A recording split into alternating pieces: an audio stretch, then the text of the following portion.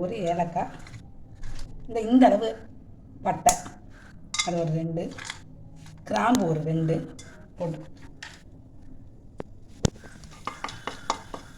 போட்டுட்டு இஞ்சி பூண்டு பேஸ்ட்டு கொஞ்சம் அரைச்சிக்கணும் தேவையான அளவு. இது செஞ்சுட்டு ஒரு ஸ்மால் சைஸ் வெங்காயம், இந்த அளவு வெங்காயம் அரைஞ்சி சின்ன சின்னதாக கட் பண்ணி அதில் போட்டுக்கணும். போட்டு நல்லா வதக்கணும். வெங்காயம் இந்த மாதிரி கண்ணாடி மாதிரி அந்த மாதிரி வந்ததுக்கப்புறம் இந்த இஞ்சி பூண்டு பேஸ்ட்டை அதை போட்டு அது நல்லா வதங்கணும். பச்சை வாசனை போடுறாங்க. இஞ்சி பூண்டு விழுது சட்டியில் ஒட்டாமல் இருக்கிறதுக்கு லைட்டாக 1 டீஸ்பூன் உப்பு போட்டிங்கன்னா சட்டியில் வந்து ஒட்டாமல் இருக்கும்.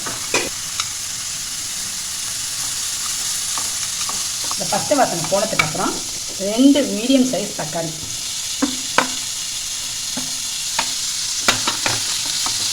வந்து நல்லா வதக்கணும். நல்லா தக்காளி வதங்கி வர வரைக்கும் பாத்திரத்தில் ஒட்டாமல் கிண்டிகிட்டே இருக்கணும். தேவைக்கேற்ப கொஞ்சம் தண்ணி சேர்த்துக்கிறோம். தண்ணி சேர்த்துட்டு இதில் நல்லா இந்த தக்காளியெல்லாம் வதங்கினதுக்கப்புறம் மசிச்சு விட்டுக்கணும். கொஞ்சம் வெந்தோன்னே மசிஞ்சிடும். அதுவே இருந்தாலும் இப்போ இருக்கிற தக்காளியெல்லாம் கொஞ்சம் இதாக இருக்கிறதுனால நம்மளே கொஞ்சம் மசிச்சு விட்டுக்கணும். மசிச்சுட்டு இது நம்ம காரத்துக்கு தகுந்த மாதிரி இஞ்சி பூண்டு பேஸ்ட் வேறு போட்டுருக்கோம்ல, அதனால் காரத்துக்கு தகுந்த மாதிரி தனி மிளகாய்த்தூள் 1 டீஸ்பூன் போட்டிருக்கேன்.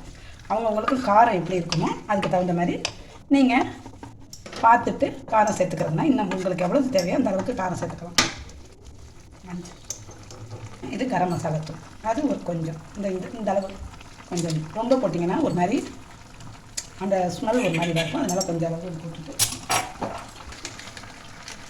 மஞ்சள் தூள் கொஞ்சம் தேவையான அளவு உப்பு சேர்த்துக்கணும். நல்லா கொதிக்கணும். இதை ஒரு 2 நிமிஷம் மூடி வைப்பேன். இதை இப்போ திறந்து பார்த்தோம். திறந்து பார்த்தோன்னா இந்த பாருங்கள் தக்காளி எல்லாம் நல்லா மசிஞ்சிருச்சு. இந்த மசாலா வாடையெல்லாம் போயிடுச்சு. அதுக்கப்புறம் இன்றைக்கி நாங்கள் வந்து தேங்காய் பால் சாதத்துக்கு இந்த குருமா செய்வோம். கொண்டைக்கடலை பார்த்தீங்களா, கொண்டைக்கடலையை ஊற வச்சுட்டு அதை வேக வச்சு நல்லா வேக வச்சு வச்சுருக்கோம். இதை அந்த வேக வச்ச தண்ணியோட இதை கலந்துடணும். கலந்துட்டு அந்த கொண்டைக்கடலையில் கொஞ்சம் எடுத்து இதை மாதிரி அரைச்சி வச்சுருக்கேன் பாருங்கள், அதையும் இதை கலந்துக்கணும். அப்போ வந்து கொஞ்சம் திக்காக இருக்கும், டேஸ்ட்டு கொஞ்சம் நல்லாயிருக்கும். அதையும் அதை சேர்த்துக்கணும்.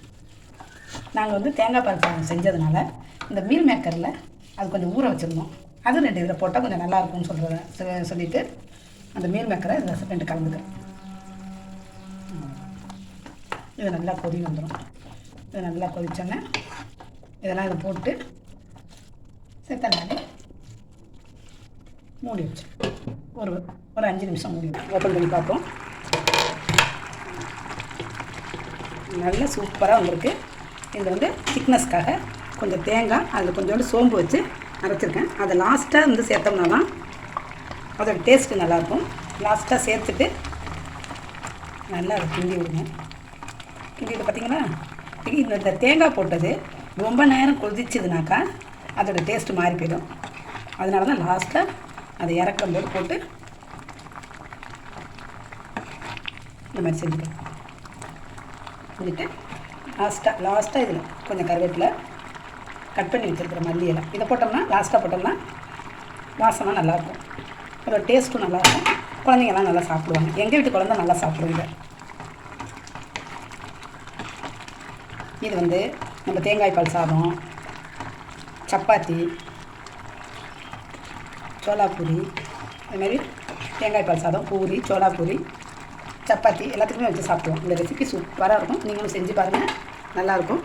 நான் வந்து இந்த வீடியோ வந்து இன்றைக்கி தான் ஃபஸ்ட் டைமாக போட்டுட்ருக்கேன். நான் ஏதாச்சும் தப்பாக பேசியிருந்தேனாக்கா கமெண்ட் பண்ணுங்கள். ஓகே, பாய்.